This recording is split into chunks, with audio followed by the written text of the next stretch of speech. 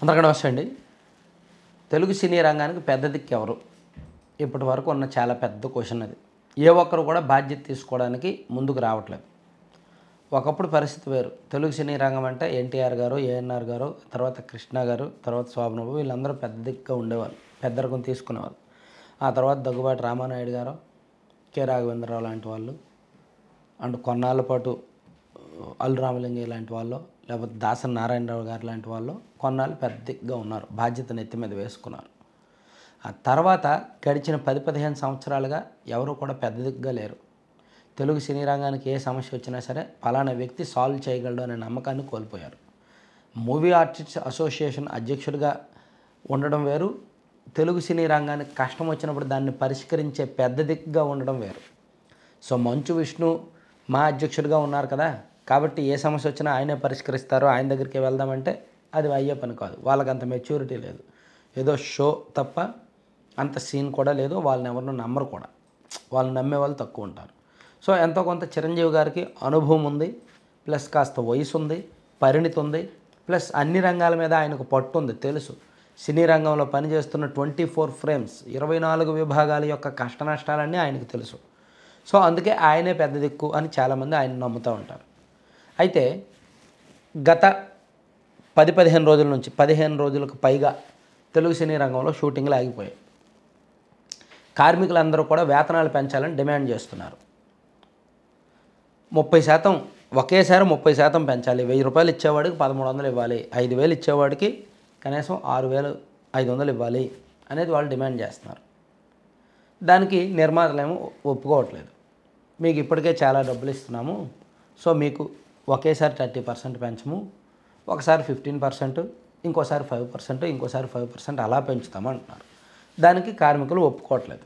వీళ్ళు కొంత timings schedule అడుగుతున్నారు, దానికి కూడా నిర్మాతలు ఒప్పుకోవట్లేదు. ఇలా వీళ్ళ డిమాండ్లు వీళ్ళవి, వీళ్ళ పట్టు వీళ్ళది, వీళ్ళు దిగి రావట్లేదు, వీళ్ళు ముందుకు వెళ్ళట్లేదు. దాంతో ఒక 15 రోజుల నుంచి ఈ సమస్య అపరిష్కృతంగా ఉంది. మధ్యలో చిరంజీవి గారిని 2 సార్లు కలిశారు, బాలకృష్ణ గారిని కలిశారు, కానీ సొల్యూషన్ దొరకల.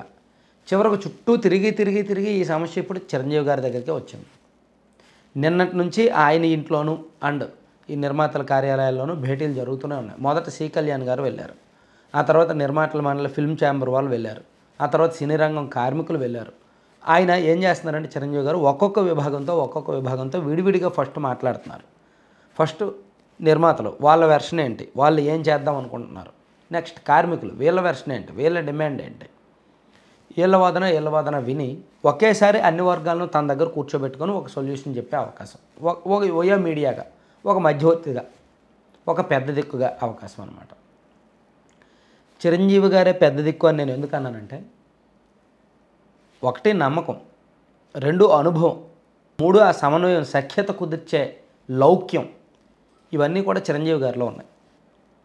బాలకృష్ణ గారు లేదంటే దగ్గుబాటి సురేష్ బాబు గారు లాంటి వాళ్ళు, దిల్ రాజు లాంటి వాళ్ళు, బాలకృష్ణ గారి మీద ఎటువంటి అపవాదం లేకపోయినా, ఎటువంటి బ్యాడ్ నేమ్ లేకపోయినా, ఆయనకి అంత ఖాళీ ఉండదు, అంత పెద్దరికం ఆయన తీసుకోవడానికి కూడా ఇష్టపడరు.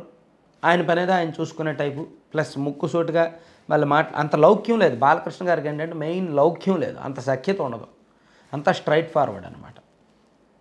సో మిగిలిన వాళ్ళు ఎవ్వరికి కూడా ఆ పరిణితి లేదు, ఇంకెవరు చెప్పినా వినరు.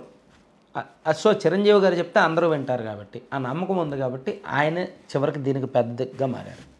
నేను ఈ సమస్య మొదలైన 4-5 రోజుల్లో, అంటే ఒక 10 రోజుల కిందట ఒక వీడియో చేశాను, చిరంజీవి గారి దగ్గరికే వెళ్తారు, దీనికి ఆయనే సొల్యూషన్ చూపించగలరు అని. సో ఇప్పుడు చివరికి అదే జరుగుతుంది. మొత్తం సినీ రంగంలో 24 ఫ్రేమ్స్ వాళ్ళు కూడా చిరంజీవి గారి దగ్గరికే వెళ్ళడం, ఈవెన్ నిర్మాతలు వెళ్ళడం, ఇదంతా జరుగుతుంది. నాకు తెలిసినంతవరకు ఇంకొక 2-3 రోజుల్లో దీనికి ఒక సొల్యూషన్ దొరికే అవకాశం అయితే ఉందన్నమాట. అంటే ఎవరో ఒకరు నెత్తి మీద వేసుకుంటే పని ముందే ముగిసేది, సమస్య ముందే సాల్వ్ అయ్యేది. ఎవరూ నెత్తి మీద వేసుకోకపోవడంతో ఇన్నాళ్ళు కూడా గ్యాప్ వచ్చింది, లేట్ అయింది. ఎందుకంటే నిర్మాతలు వాళ్ళకి అవసరం, వాళ్ళకి నిర్మాతలు అవసరం, వాళ్ళకి పని అవసరం, వీళ్ళకి వాళ్ళ చేత పని చేయించుకోవడం అవసరం. కాబట్టి తెలుగు సినిమా బతికొండాలంటే వీళ్ళందరూ కలిసి పని చేయాలి. కాబట్టి ఎప్పటికి సమ్మె విరమించేద్దామని వాళ్ళకే ఉంటుంది, ఎప్పుడు షూటింగ్లు మొదలు పెడదామని వీళ్ళకి ఉంటుంది. అయితే వీటన్నింటినీ కలిపి ఒక దారం కొట్టి ఒక లైన్లో పెట్టే సిస్టమ్ కావాలి, చైన్ కావాలి. ఆ చైన్ చిరంజీవి గారు అవుతారు ఇప్పుడు.